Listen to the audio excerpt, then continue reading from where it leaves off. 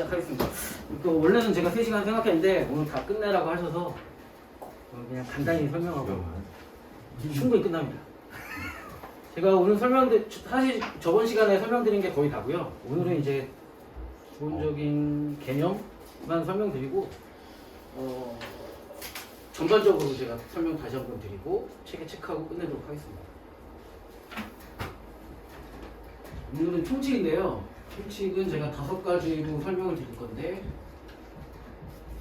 첫 번째가 과세 대상, 두 번째가 납부 의무자, 세 번째가 과세 기간, 네 번째가 납세지, 다섯 번째가 사업자 등록. 이렇게 5개로 나눠서 설명드리겠습니다. 과세 대상은 제가 이게 부가치세법에 보면 사업자가 행하는 재화 또는 용역의 공급과 재화의 수입을 과세 대상으로 하거든요.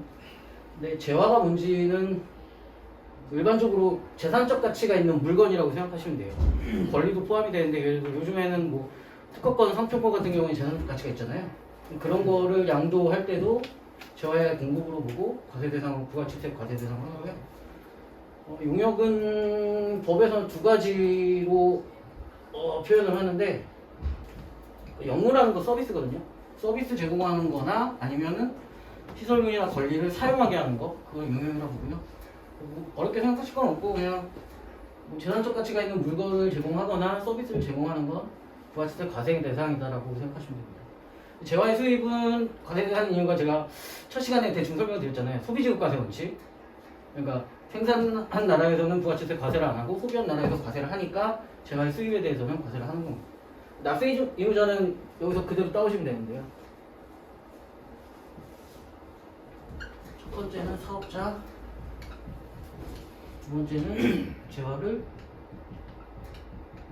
수입하는 자. 그래서 재화 용역 공급하는 사업자가 납세 의무자가 되고, 재화의 수입은 사업자 여부를 안 따지고요. 그냥 소비지급 과세 원칙 구현하기 위해서 재화를 수입할 때 관세를 부과하면서 같이 부과를 하거든요. 그래서 재화 수입하는 자를 납세 의무자라고 합니다. 그래서 사업자는 뭐 책에 보면은 여러 가지 정의가 있는데 하나도 기억하실 거 없고, 우리가 기억할 거는 구세기법 14조가 뭐였죠? 실질과세.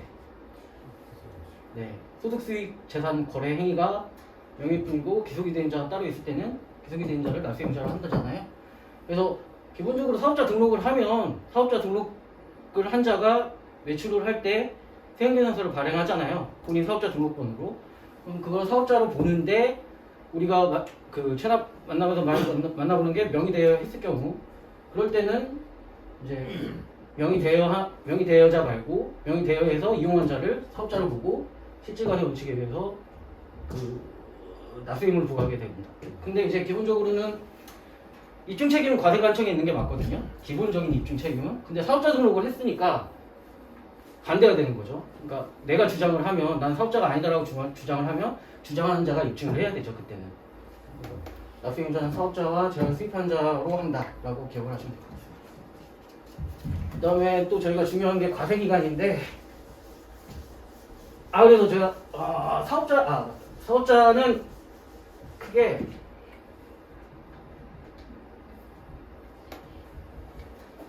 과세사업자와 면세사업자로 나눌 수가 있거든요. 면세사업은 제가 첫 시간에 설명드렸죠. 뭐라고 설명드렸죠? 페널티수분 같은 경우에는 면세 적용한다고. 면세사업자는 부가치세 납세 의무가 없다. 면세사업자는 아무런 의무가 없어요. 부가치세법상. 과세사업자는 면세사업자에 제외한 사업자를 과세사업자로 하는데, 일반 과세자가 간이과세자로 나누거든요. 간이과세자의 정의는 기억하실 필요는 없는데, 보통 동네 구멍가게들을 간이과세자라고 하거든요.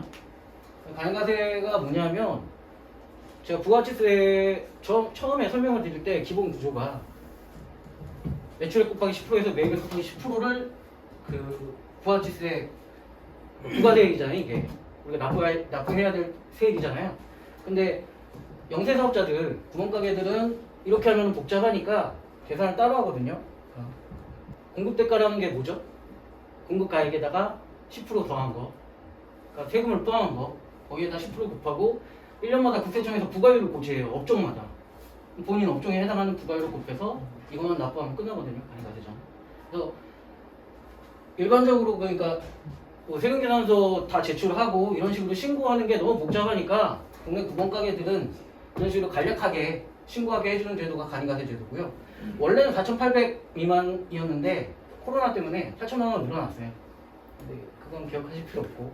그래서 과세사업자는 간이가세자와 일반가세자로 나누는데 일반가세자는 그럼 간이가세자를 제외한 과세사업자를 일반가세자로 부릅니다.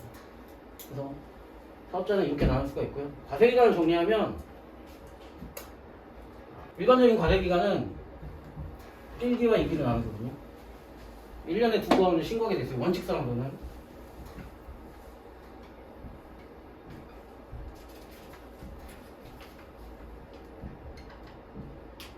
그래서 부가치세 1기를 1월 1일부터 6월 31일까지로 하고 2기를 7월 1일부터 12월 31일까지로 하거든요. 근데 실제로 납부해 보신 분들은 보통 3개월 단위로 납부를 하시죠. 이게 왜 그렇게 되냐면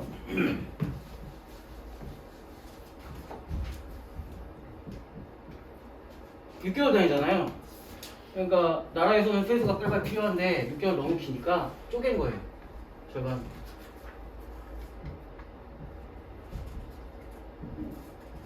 그래서 이때를 각각 예정신고 기간이라고 부르거든요.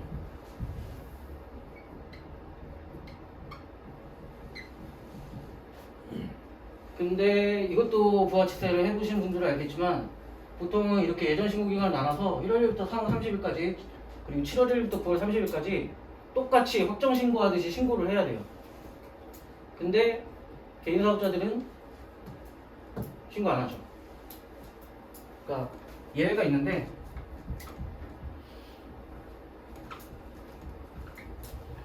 개인사업자랑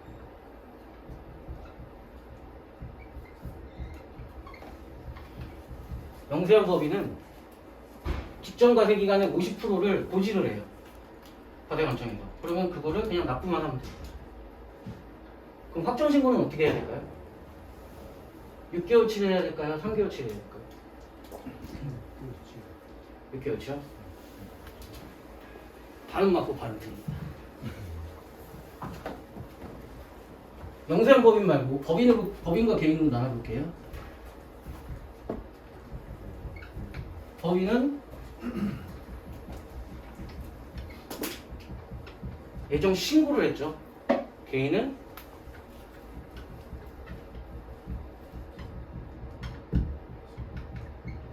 예정 고지 징수를 했죠. 얘는 신고를 했잖아요. 확정신고 때 3개월치만 하면 됩니다. 얘는 나라에서 그냥 50% 때렸죠. 그럼 6개월치를 다 신고를 하되 낸 거는 차감하면 됩니다. 그래서 이런 식으로 하는 거예요. 그래서 과세기간이 이것만 알고 계시면 될 것 같아요. 아, 그리고 간이가세자는 좀 다릅니다.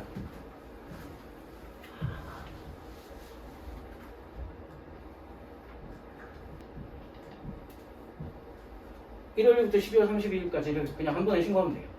근데 6개월치를 고지하고 징수를 합니다.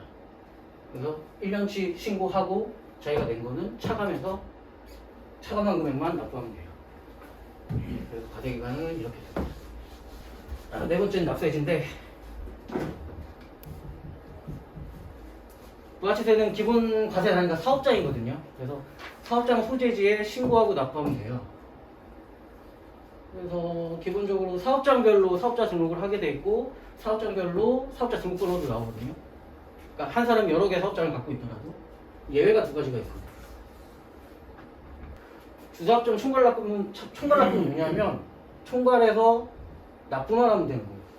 그러니까 본인이 사업장을 여러 개 갖고 있는데 이거 하나하나 다 신고하고 신고하는 건 괜찮아요. 하나하나 다 납부하는 게 어렵잖아요. 이게 원래 이걸 하는 이유는 뭐냐면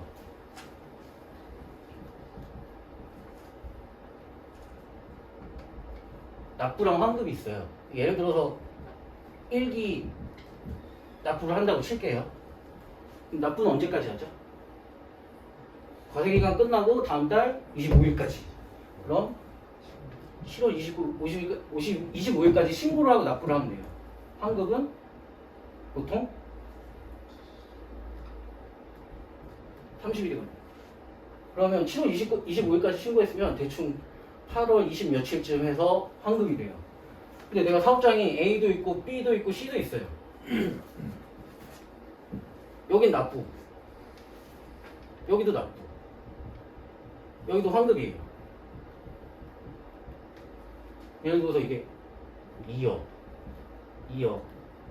2억이라고 칩시다. 그러면 토탈에서 내야 되는 금액은 2억이죠. 근데 7월 25일까지 4억을 내고 8월 25일까지 한 달을 기다려야 돼요. 2억 돌려받기. 그러니까 자금 사정에 문제가 있을 수가 있잖아요. 그러니까 이자를 도입하는 거예요. 니네가 이런 게 있으면, 사업장 여러 개 있으면 한 번에 납부할 수 있게 해줄게. 그게 주사업장 총괄 납부입니다. 대신에 신고는 사업장별로 다 해야 돼요. 납부만 한 곳에서, 주사업장 총괄 납부는 납부만 한 곳에서 하는 겁니다. 그게 주사업장 총괄 납부고요. 사업자 단위는 이런 거 다 귀찮아요. 사업장이 여러 개인데 신고 등은 난 다 귀찮아. 그러면 신청만 하면 본점 소재지에서 신고하고 납부하고 다 할 수 있습니다. 사업자 등록번호도 하나만 나옵니다. 이게 사업자 단위 과제죠. 끝. 그래서 사업자 등록은 원칙적으로 사업 개시부터 20일 이내에 하고, 사업자 등록 세무사라서 사업자 등록 신청하면 보통은 당일날 바로 나오고요. 늦어도 2일 이내에는 사업자 등록이 됩니다. 몸만 아시면 될 것 같아요. 뭐 미등록하면 가산세가 있고 이런데 이거 저희한테 중요하지가 않아서 이렇게 되면 다 끝났습니다. 재미가 없죠? 제가 저번 시간에 한 것부터 한번 설명을 쫙 드려볼게요. 제가 부가가치는 정의도 설명을 드렸었는데 기억하실 필요는 없다 그랬죠? 그래서 이거는 그냥 보고 보셔도 되고, 결국에 이거는 다시 표현하면 매출액 마이너스 매입액이다라고 제가 말씀드렸었잖아요. 거기다가 우리나라 부가가치세율이 10%니까 10%를 곱해서 납부하는 게 부가가치세 납부세율이고요.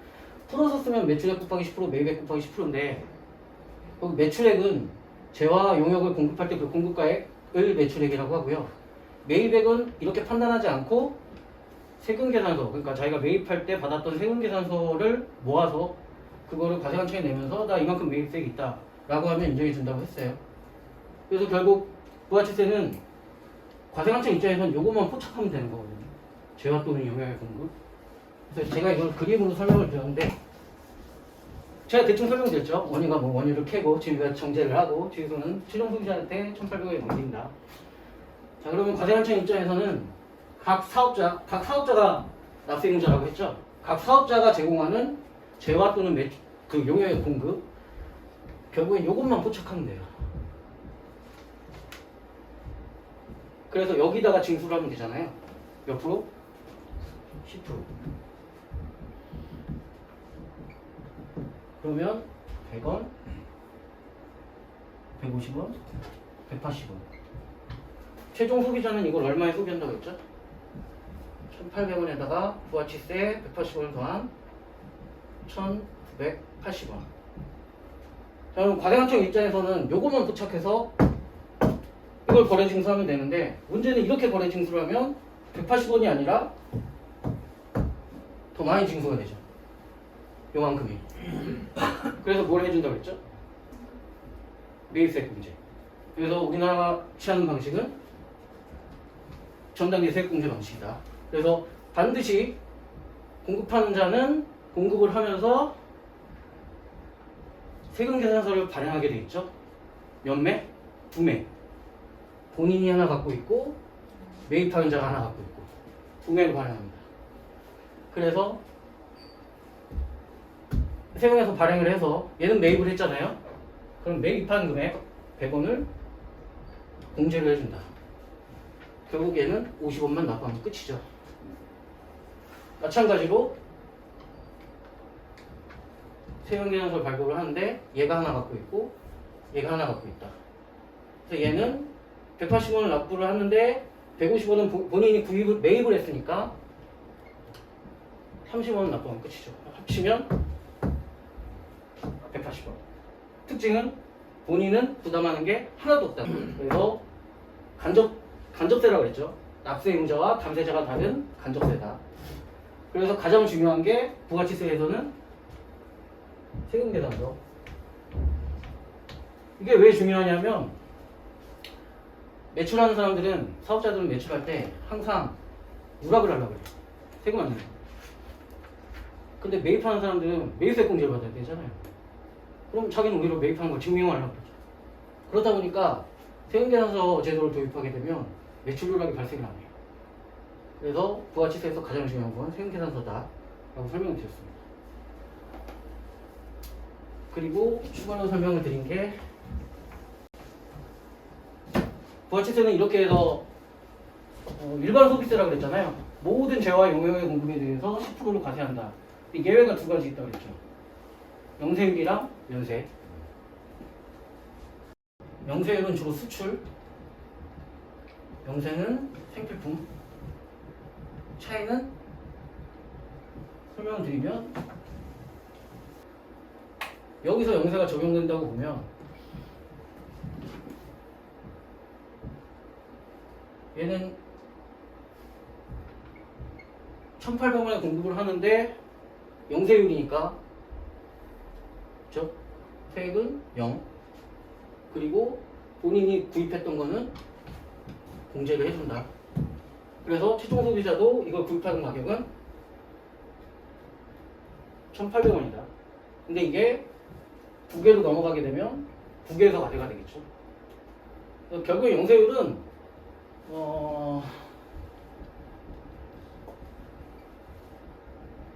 소비익과세 원칙 구현하기 위해서 국내 단계에서는 세금을 적용하지 않고 외국에 넘어가면 그때 그 외국의 세율에 맞춰서 과세가 되는 거예요. 면세는 똑같이 영업은 맞는데 매입한 거에 대해서 공제를 안 해준다고 그랬죠.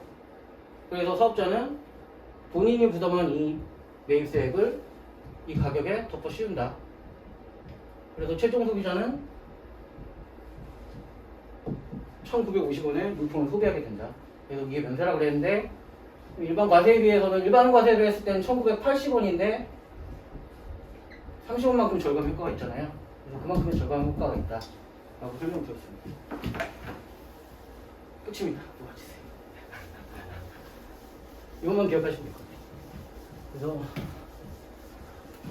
제가 나머지는 책에 줄 치고 넘어갈게요. 15페이지 2절 보면 납세의무자인데 다 설명드렸어요. 사업자와 재화를 수입하는 자다. 사업자는 파란색 보시면 부가치세 납세의무란 공급받는 자로부터 부가치세 거래징수. 거래징수라는 건 제가 아까 말씀드렸죠. 공급할 때 10% 세금계산서 발행하면서 매입하는 자한테 그 세금만큼 받아오는 거. 그걸 거래징수라고 한다고 했고요. 사업자의 개념은 보실 필요 없습니다. 사업자의 분류 보시면 18페이지 보시면 제가 말씀드린 그 도표가 있죠.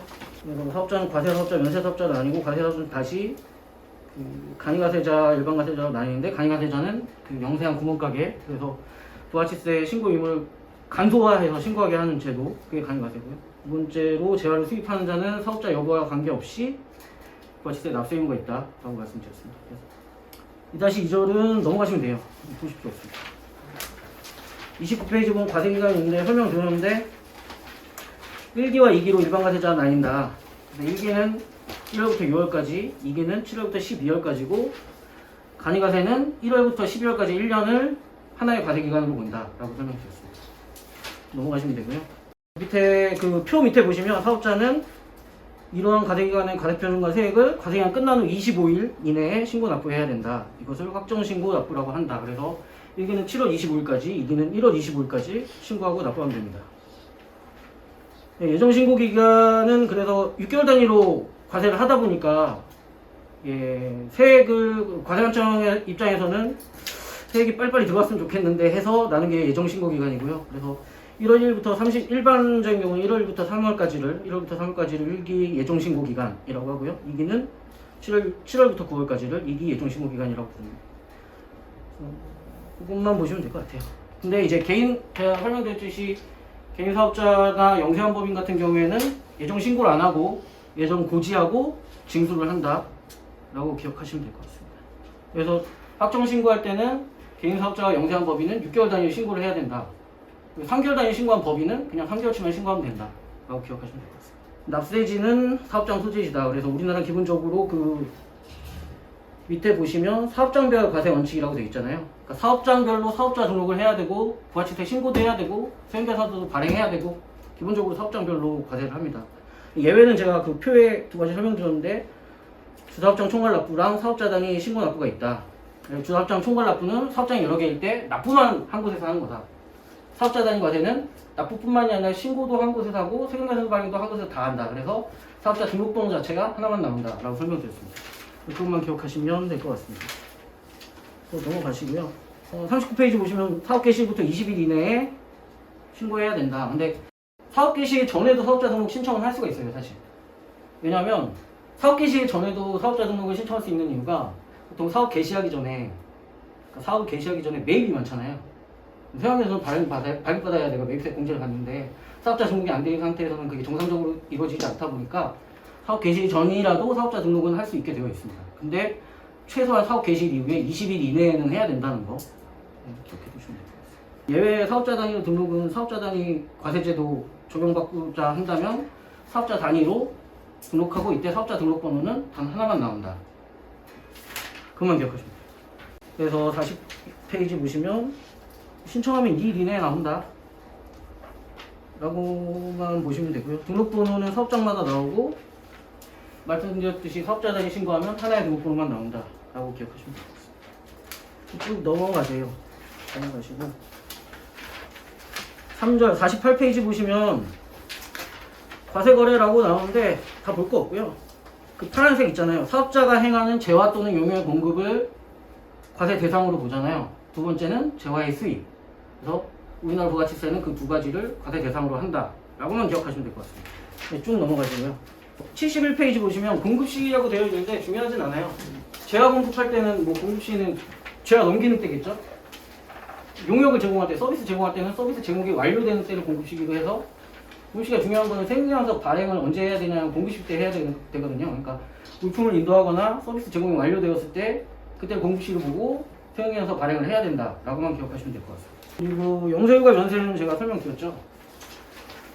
영세율은 간단히 설명드리면 이거 책에 주칠 것도 없는데 수출 같은 거, 그러니까 외화 획득에 도움이 되는 거, 이거 소비지역 과세원칙 구현하기 위해서 0% 세율 적용하고 결국엔 완전 면세다. 부담하는 세액이 하나도 없다. 그게 영세율이고요. 82페이지입니다. 완전 면세다. 근데 영세율 적용 사업자도 뭐라 그랬죠? 과세 사업자라 그랬죠? 그래서 영세율 적용하는 사업자도 부가치세, 기본적으로 부가치세 신고는 해야 됩니다. 세금계산서 발행도 당연히 해야 되고요. 0%. 그러니까 세금이 없더라도 세금계산서 발급은 해야 돼요. 단지 0. 네, 세액 0이라고 해서 세금계산서 발행은 반드시 해야 됩니다. 그래서 영세율 적용 대상자도 과세 사업자다라는 정도만 기억하시면 됩니다. 다 넘어가시고요. 90페이지 보면 면세 있는데 이거만 볼게요. 면세는 일정한 재화 용역 공급에 대한 부가치세 납세금을 면제하는 제도이다. 쭉쭉 읽어보시고 그 부분 면세라고 해서 설명드렸잖아요. 그 1950원 그거 생각하시면 될 것 같습니다. 그래서 생활 필수품 등에 대해서는 부가치세 면세 제도를 주고 있다. 그래서 법에 보면 면세가 다 일괄되어 있어요. 근데 이걸 다 기억하실 수는 없고 그냥 그때그때 필요할 때 보면 되는데 볼 일도 없을 것 같습니다. 110페이지 보시면 과세 표준이 있는데 이게 결국에 세금 계산하는데 과세 표준에 10% 때리는데요. 재화 용역의 공급가액이다. 그 공급가액이 뭔지는 몰라도 되고요.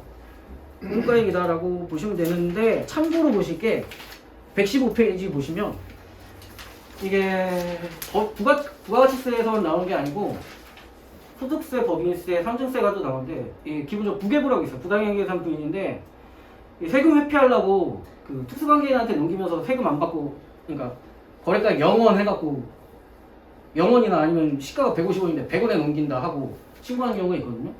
그럴 때 특수관계인일 때는 공급가액 보시면 시가로 온다. 그래서 기본적으로 특수관계인과의 관계에서 조세를 포탈하려고 낮게 신고하는 것은 방지하기 위해서 이런 제도를 두고 있습니다. 이거 참고로만 알아두시면 될 것 같습니다. 144페이지 보시면 거래징수라고 되어 있는데 제가 설명드렸죠? 재화 또는 용역을 공급하는 자는 재화 또는 용역을 공급할 때 세금계산서 발행하면서 10%를 매입하는 자로부터 징수해서 그걸 나중에 납부세에 포함해서 납부를 해야 된다. 그게 거래징수라고 부르고요. 그때 반드시 세금계산서 발행하게 돼 있다. 우리나라는. 그 정도만 보시면 될 것 같습니다. 뭐 정규 세금계산서가 뭔지 영수증이 뭔지 보실 필요 없고요.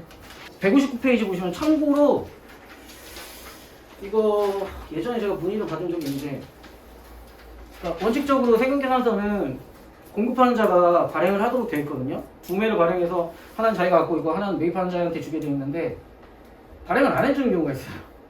간혹 가다가. 그럴 때는 매입자가 신청을 하면은 매입자가 직접 발행을 할 수가 있거든요. 이 매입자가 발행하는 세금계산서도 매입세 공제해주고 다 해줍니다. 이제 신청하는 절차가 좀 있는데 그 절차까지는 기억하실 필요 없고 이런 제도가 있다라는 정도만 기억하시면 될 것 같습니다. 넘어가시고요. 7절 보시면 170쪽에 7절 보실게요. 여기 이제 세액 계산하는 쪽이라서 하나도 보실 필요는 없는데 참고로 보시면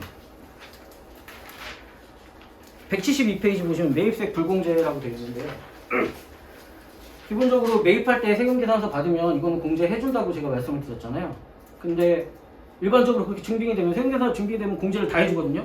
안 해주는 게 예외가 있습니다. 그래서 이게 8가지가 있는데 1번, 2번 합쳐서 이거 외우실 필요도 없고요. 그냥 한번 읽어만 보시면 돼요. 세금계산서 뭐 안 받았거나 이건 당연히 공제 안 해주겠죠. 175페이지 보면 사업과 관련이 없는 지출 당연히 안 해주겠죠. 네 번째 보시면 영업용이 아닌 승용차의 구입과 임차료 유지에 관한, 그러니까 영업용이 아니라는 거는 이게 우리가 일반적으로 생각하는 영업용이 아닌 승용차와는 좀 달라요. 이때 영업용은 뭐냐면 그 택시 운석 같은 거 있죠. 그런 데 사용하는 승용차들을 영업용 승용차라고 하고요. 저희 같은 일반 법인이 직원을 위해서 사준 거는 영업용 승용차라고 부가치세에서는 보지 않습니다. 영업용 승용차 주유비 같은 거 원래 그 운석 같은 거 택시 운석할 때 주유비는 공제를 해주는데, 예를 들어 저희 법인이 직원을 위해서 차량을 구입했는데 거기에 들어가는 비용은 세금계산을 받았다고 해도 공제해주지 않습니다. 넘기시면 뭐 적대비 이런 것도 공제를 안 해주고요. 6번째 보시면 면세사업. 네, 제가 설명드렸죠. 그래서 영세유가 면세 차이가 뭐였죠? 면세사업자가 매입한 매입세액은 공제해주지 않는다. 여기서 나온 거거든요. 공제해주지 않는다고 되어 있죠. 이런 게 있다라는 정도만 보시면 될 것 같아요. 넘어가시면 됩니다. 8절 보실게요. 그래서 납세 절차 되어 있는데 222페이지입니다. 원칙적으로 과세기간을 6개월 단위로 하는데 그게 너무 길기 때문에 3개월 쪼개서 1월부터 3월과 7월부터 9월을 예정신고 기간이라고 한다 했고요. 그래서 일반적인 경우에 그 예정신고 기간이 끝난 후 25일 이내, 그러니까 4월 25일, 10월 25일까지 신고 납부하게 되도록 되어 있고요. 이번에 보시면 예외가 있죠.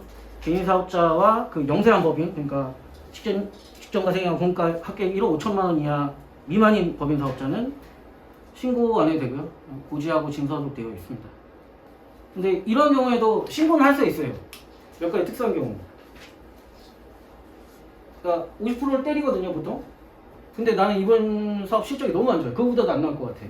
그러면 내가 신고할 수 있습니다. 그런 게 있다. 네. 그런 게 있다 정도만 기억하세요. 225페이지 보면은 결국에는 확정신고하게 돼 있다. 그래서 예정 고지를 당했더라도 확정신고는 해야 된다. 그래서 1기, 2기 나눠서 7월 25일, 1월 25일까지 반드시 신고 납부하도록 되어 있거든요. 그래서 신고한 예정 신고 기간 때 신고한 법인은 3개월치만 신고하면 되고 나머지 6개월치를 신고하도록 되어 있습니다. 기본적으로. 네, 그 정도 기억하시면 될 것 같습니다. 쭉 넘어가시고 239페이지 보면은 결정, 경정, 징수라고 되어 있는데 이 세법을 보시다 보면 결정과 경정이라는 단어가 상당히 자주 등장을 할 거예요. 결정은 뭐냐면 신고 의무가 있는데 신고 안 하면 과세관청에서 부과하는 거. 그게 결정이라고 하고요. 경정은 신고는 했어요. 근데 신고한 세액이 적어요. 과세관청이 파악하고 있는 것보다 적거나 환급을 신청해서 환급액이 많아요. 그럴 때 그런 오류사항이 있을 때 이거 잘못된 거다라고 해서 부과하는 게 경정입니다.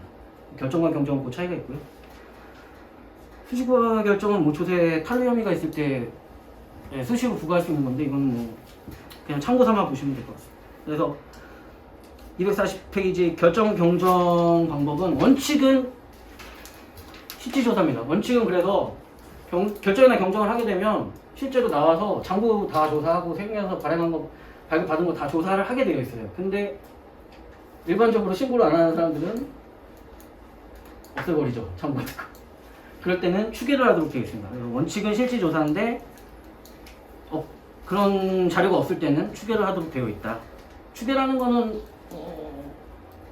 그러니까 비슷한 업종이 납부하는 세금 있잖아요. 매출액 대비해서 그런 거를 조사해서 국가에서 때리는 건데 거기까지는 뭐 아실 필요 없고 장부회의에서 실질 조사해서 결정 명절하도록 되어 있는데 그게 없을 경우에는 추계를 한다만 기억하시면 될 것 같습니다.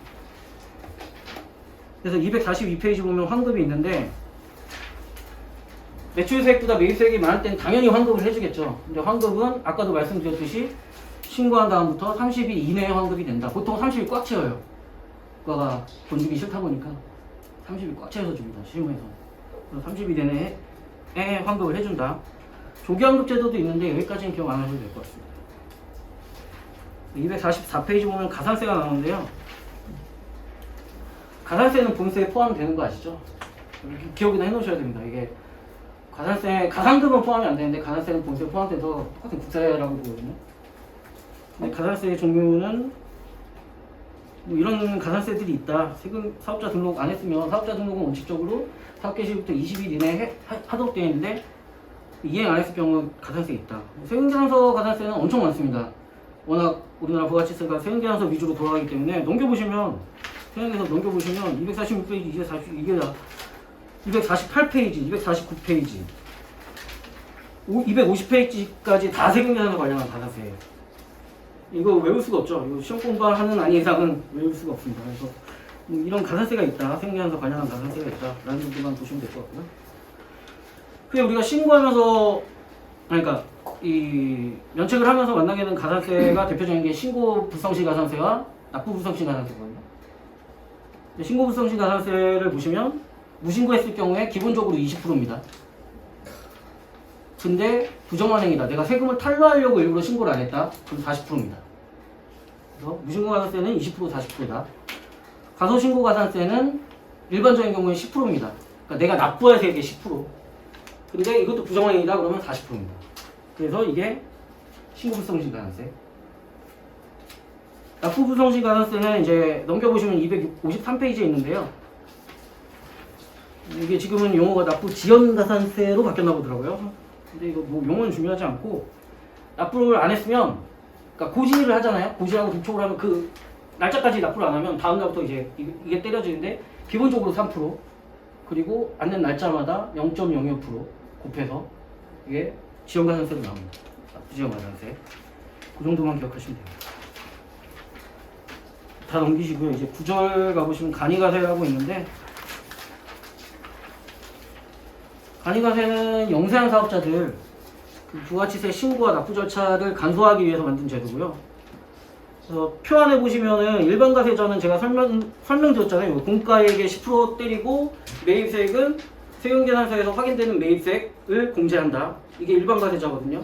근데 간이가세자는 공급대가의 합계액에다가 부가가치율 10% 곱한 것만 납부하면 됩니다. 그래서 이렇게 간소화하는 제도다 라는 정도만 기억하시면 될 것 같고요. 그래서 267페이지 보면은 간이가세자는 뭐 직전 공급대가의 합계액이 8천만원 미달하는 사업자라는데 기억하실 필요 없고요. 그냥 영세한 사업자다, 독립구멍가게다 라는 정도만 기억하시면 될 것 같습니다. 그래서 다 넘기시고 그래서 280페이지 보시면 신고와 납부라고 되어 있잖아요. 그래서 간이가세자는 원칙적으로 하나의 과세기간은 1월 1일부터 12월 31일까지라고 본다. 그래서 12월 30일까지 1년치를 1월 25일 날 신고하고 납부하면 되거든요. 근데 간이가세는 마찬가지로 1년이 길다 보니까 예정 부과 납부라고 되어 있죠. 예정 신고라고 안 되어 있죠. 예정 부과 납부. 그래서 6개월 단위로 고지서를 날리고 그걸 징수를 한다. 그리고 확정 신고할 때는 1년치를 신고를 다 하면서 대신에 예정 부과 때 본인이 납부한 걸 차감해서 차감세액만 납부하면 되도록 그렇게 되어 있습니다. 끝입니다.